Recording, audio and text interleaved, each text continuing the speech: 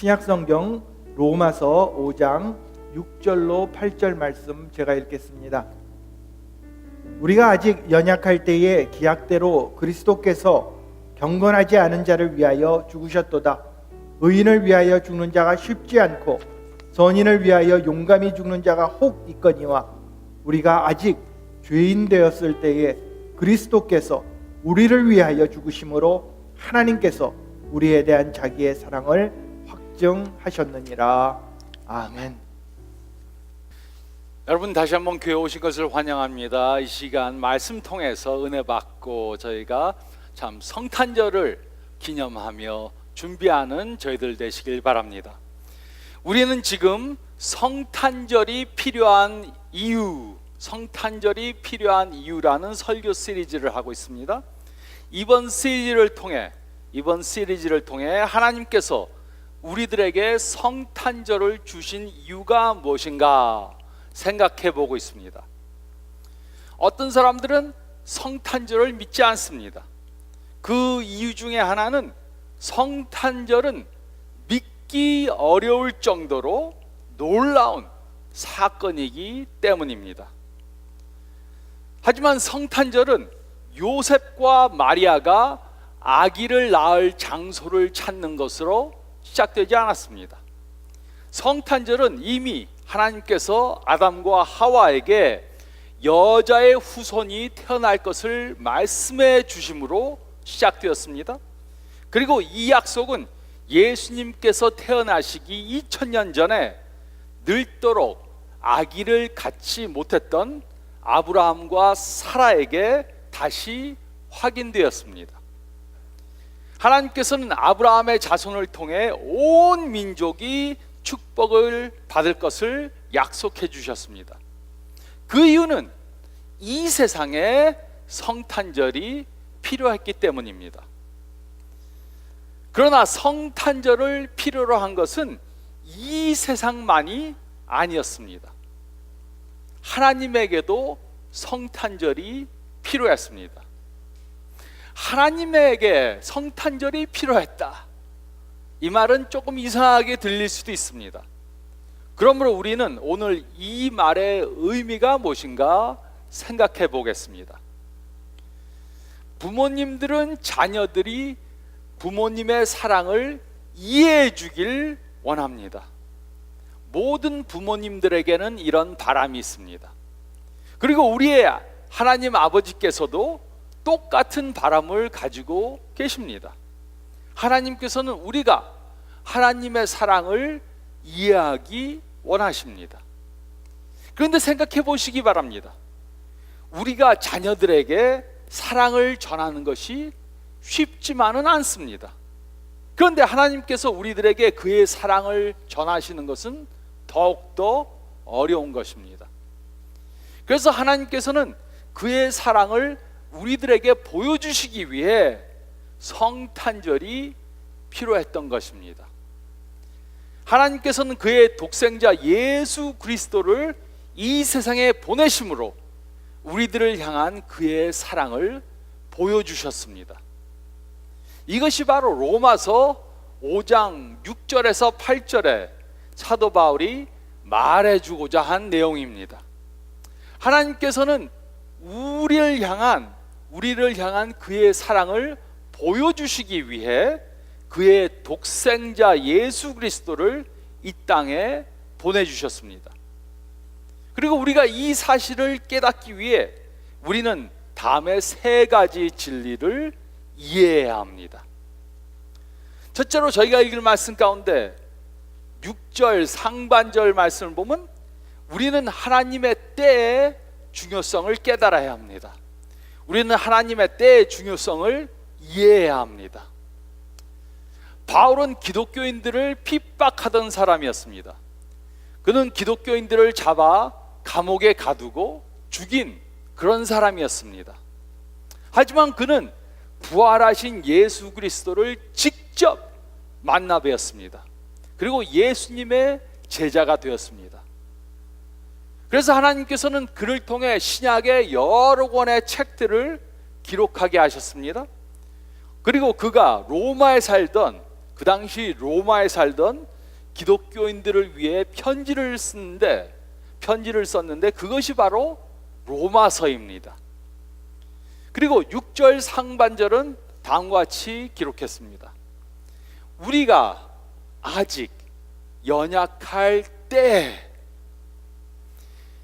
이 말씀 가운데 나오는 때라는 단어는 하나님께서 정하신 때라는 의미를 가지고 있습니다. 그래서 영어 성경은 이 부분을 at just the right time 이라고 번역을 했습니다. 즉 하나님의 관점에서 가장 적합하고 완전한 때 예수님을 보내셨다는 것입니다. 그러므로 우리는 질문해 봐야 합니다. 왜 이때가 가장 적합하고 완전한 때였습니까?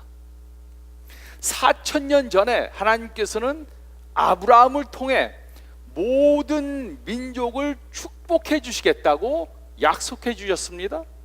그리고 2,000년이 지나 예수님이 탄생하셨습니다. 그리고 또 2,000년이 지난 지금에도 우리는 예수님을 믿고 따르고 있습니다. 지난 2,000년에 대해 한번 생각해 보시기 바랍니다. 많은 사람들이 살다가 죽었습니다. 많은 사건들이 일어났습니다. 하지만 우리는 지난 2,000년 동안 살던 사람들이나 사건들을 다 기억하지 못합니다. 그것은 그 사람이나 그 사건에 대해 기록이 전혀 되어 있지 않았기 때문입니다.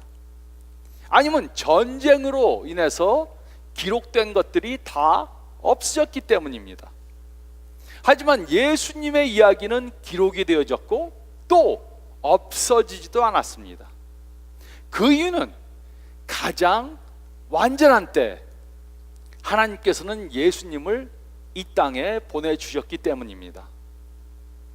헬라어를 공통 언어로 사용할 때, 로마의 문명이 전파되었을 때, 항구가 개발되고 또 로마의 모든 도시들을 잇는 그러한 도로가 연결되었었을 때, 그 지역에 전쟁이 없고 평화로울 때, 하나님의 가장 완전한 때 하나님께서는 그의 아들을 이 땅에 보내주셨습니다. 그래서 예수님에 대한 사건이 다 기록되어졌고 그것이 우리에게도 전달된 것입니다. 그래서 2,000년이 지난 지금에도 우리는 예수님에 대해 알 수 있는 것입니다. 그래서 사도 바울은 하나님의 정하신 가장 완전하고 적합한 때에 성탄절이 있었다고 말해준 것입니다. 그래서 우리는 이 하나님의 때의 중요성을 이해해야 합니다.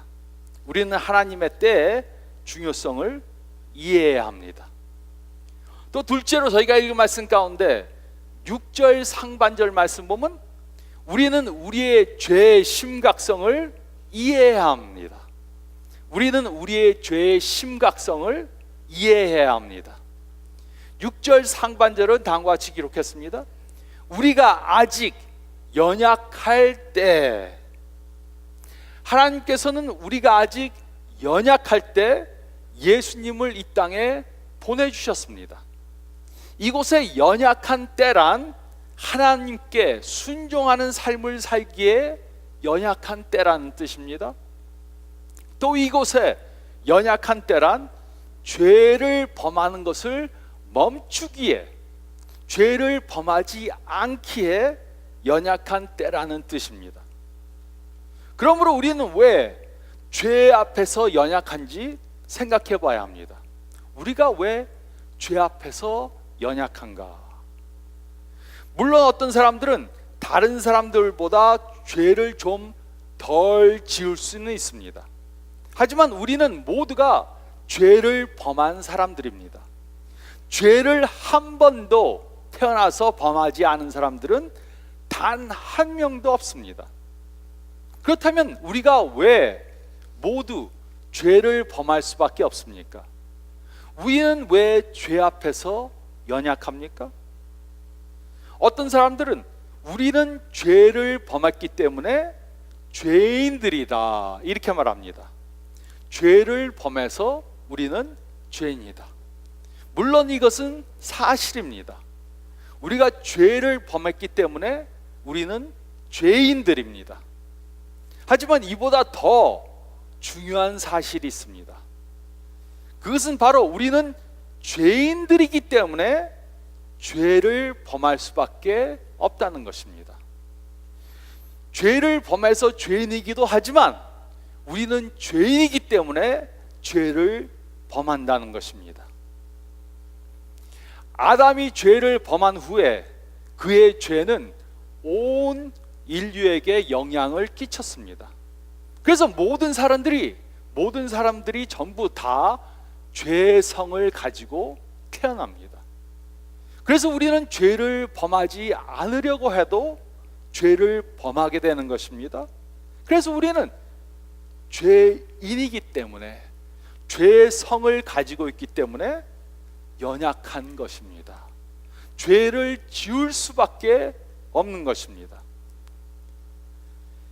기독교를 제외한 모든 세상의 종교들은 우리가 노력함으로 죄를 이길 수 있다고 말해줍니다.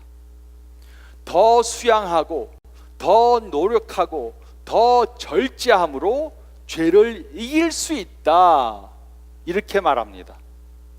물론 노력함으로 죄를 좀 덜 지을 수는 있습니다. 수양하고 노력함으로 죄를 좀 덜 지을 수는 있습니다. 하지만 우리가 노력한다고 우리 안에 있는 죄성이 없어지지는 않습니다. 그래서 우리는 하나님의 도움이 필요한 것입니다. 우리는 우리의 노력으로 죄를 완전히 이길 수는 없습니다. 우리는 우리 자신의 힘으로 우리 자신을 구원시킬 수 없습니다. 우리는 죄 앞에서 턱없이 연약합니다. 그래서 우리로 하여금 죄에서 구원받게 하시기 위해 하나님께서는 성탄절이 있게 하신 것입니다. 근데 어떤 사람들은 자신들이 물론 죄를 짓지만 내가 지은 죄는 별로 심각한 것이 아니다 이렇게 생각합니다. 나는 물론 죄를 졌지만 내가 지은 죄는 심각하지 않다. 그 이유는 많은 사람들이 자신들이 얼마나 의인인가 하는 것을 다른 사람들과 비교해서 결정하기 때문입니다. 엄청나게 죄를 범한 사람들을 봅니다. 악한 죄를 범했습니다. 그 사람들과 비교해 보니까는 나는 굉장히 좋은 사람 같습니다. 하지만 하나님께서 보시기에 우리는 모두가 심각한 죄인들입니다. 그 이유는 모든 죄는 전부 다 하나님께 불순종한 것이기 때문입니다. 모든 죄는 전부 다 하나님께 반항한 것이기 때문입니다. 또 그뿐만이 아닙니다. 우리는 많은 경우 우리가 죄를 많이 짓지 않았다, 죄를 좀 지기는 졌지만 그렇게 많이 죄지진 않았다 이렇게 생각합니다. 우리는 우리 주위에 죄를 엄청 범하는 사람들을 봅니다. 그리고 그 사람들을 보면서 그래도 나는 저 사람만치는 죄를 짓지 않는다 이렇게 생각합니다. 하지만 사실 우리가 생각해 보면 우리는 엄청나게 많은 죄를 짓는 사람들입니다. 제가 하루에 딱 3번만 죄를 범한다고 생각해 보시기 바랍니다. 딱 3번만 죄를 범합니다. 다른 사람들은 모르지만 딱 한 번 나쁜 생각을 합니다. 또 딱 한 번 화를 냅니다. 딱 한 번 운전하면서 속도 위반을 합니다. 하루에 제가 3번밖에 죄를 범하지 않습니다. 그러면 여러분들은 강 목사님은 너무 위대한 성인입니다 이렇게 말할 것입니다. 하지만 제가 하루에 딱 3번만 죄를 범해도 1년이면 1000번을 죄를 범하는 것입니다. 그리고 제가 이제 60세가 다 됐으니까는 적어도 6만 번의 죄를 범한 것입니다. 하루에 3번 죄를 범하면 1년에 1000번, 1년에 1000번 죄를 범하면 나이를 곱하면은 내가 적어도 이만큼은 죄를 지은 사람이다 알 수 있습니다. 우리는 모두가 죄를 지었을 뿐만 아니라 엄청나게 많은 숫자의 죄를 지었습니다. 우리는 우리의 죄의 심각성을 이해해야 합니다. 그리고 3번째로 6절 하반절에서 8절 말씀 보면 3번째로 우리는 하나님의 사랑의 깊이를 이해해야 합니다. 우리는 하나님의 사랑의 깊이를 이해해야 합니다. 6절 하반절은 다음과 같이 기록했습니다. 기약대로 그리스도께서 경건하지 않은 자를 위하여 죽으셨도다. 하나님께서는 왜 그의 독생자 예수 그리스도를 이 땅에 보내셨습니까? 하나님께서는 왜 구약 시대처럼 선지자를 보내시지 않았습니까? 하나님은 왜 성탄절이 있게 하셨습니까? 그 이유는 선지자로는 우리의 죄값을 대신해서 지불할 수 없었기 때문입니다. 종교적 시스템으로는 우리의 죄를 없어지게 할 수 없었기 때문입니다. 하나님께서는 그 일을 개인적으로 하셔야만 하셨습니다. 하나님께서는 관계적으로 이 일을 하셔야만 했습니다. 그래서 하나님께서는 자신의 독생자를 이 세상에 보내신 것입니다. 만약 하나님께서 자신의 독생자를 이 땅에 보내시지 않았다면 우리는 그의 사랑을 알 수 없습니다. 예수님이 오셔서 우리를 대신해 돌아가심으로 우리에 대한 하나님의 사랑의 깊이를 직접 보여주신 것입니다. 선지자를 보내는 것만으로는 그 사랑의 깊이를 보여주실 수 없었습니다. 메시지를 전달하는 것만으로는 그 사랑의 깊이를 전달하실 수 없었습니다. 기적을 보여주시는 것만으로는 그 사랑의 깊이를 보여주실 수 없었습니다. 그래서 하나님께서는 우리에 대한 그의 사랑을 직접 보여주시기 위해 그의 아들을 이 땅에 보내주심으로 그것을 증명해 보이신 것입니다. 7절 8절은 다음과 같이 기록했습니다. 의인을 위하여 죽는 자가 쉽지 않고 선인을 위하여 용감히 죽는 자가 혹 있거니와 우리가 아직 죄인 되었을 때 그리스도께서 우리를 위하여 죽으심으로 하나님께서 우리에 대한 자기의 사랑을 확증하셨느니라. 한번 생각해 보시기 바랍니다. 우리는 사랑하는 사람들을 위해서는 죽을 수 있습니다. 저도 제 아내나 딸을 위해서는 죽을 수도 있습니다. 하지만 누가 세상에 악하고 못된 사람을 위해 내가 대신 죽어주겠습니다 이렇게 나서겠습니까? 아무도 악한 사람, 아주 나쁜 사람을 위해서는 대신 죽고자 하지 않을 것입니다. 하지만 하나님께서는 그렇게 하셨습니다. 우리가 아직 연약할 때, 우리가 아직 경건하지 않을 때, 우리가 아직 하나님을 사랑하지 않을 때, 우리가 아직 죄인 되었을 때 예수님께서는 우리를 대신하셔서 우리의 죄를 사해 주시기 위해 예수님께서 이 세상에 오셔서 우리를 위해 돌아가신 것입니다. 그리고 예수님으로 하여금 십자가의 죽으심으로 하나님의 놀라운 사랑을 우리들에게 보여주신 것입니다. 우리는 질문할 수 있습니다. 예수님이 꼭 그렇게 죽으셔야만 했습니까? 왜 그냥 우리들에게 너희의 죄를 사해 준다고 말로 하시지 않았습니까? 내가 너희의 죄를 사해 주노라. 내가 너희에게 영생을 선물로 준다. 이 소식을 만인들에게 알려라. 왜 이렇게 말로만 하시지 않고 직접 십자가에서 달려 죽으셔야만 했습니까? 거기에는 두 가지 이유가 있습니다.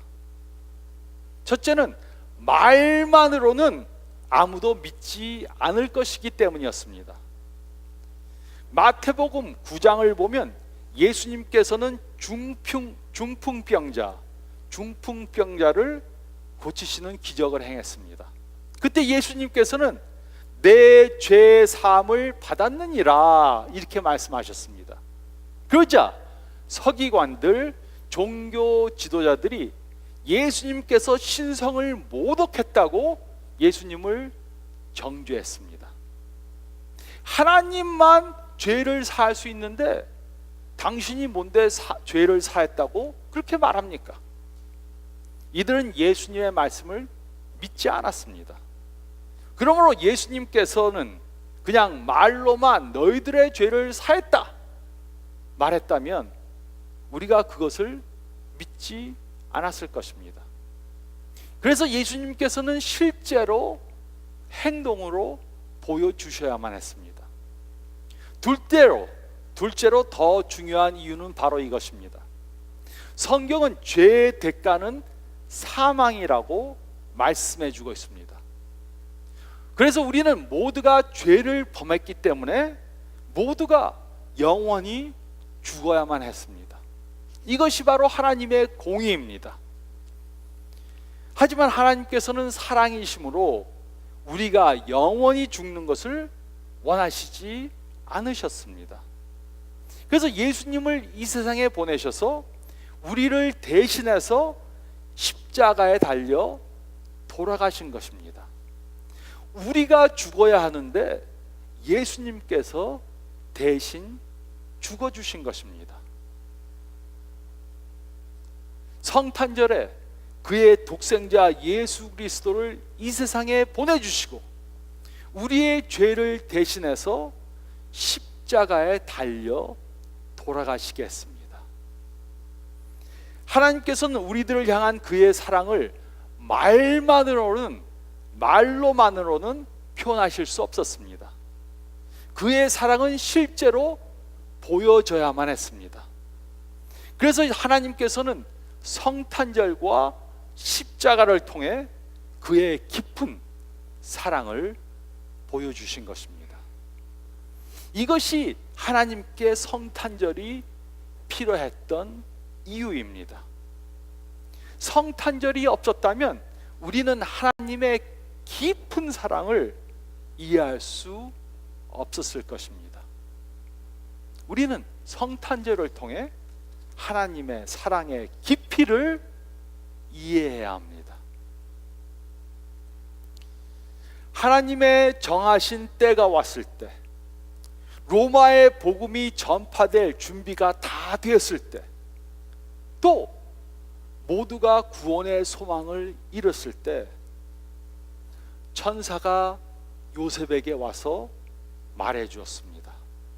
마태복음 1장 20절 21절에 이렇게 말해 주었습니다. 다윗의 자손 요셉아, 내 아내 마리아 데려오기를 무서워하지 말라. 그에게 잉태된 자는 성령으로 된 것이라. 아들을 낳으리니 이름을 예수라 하라.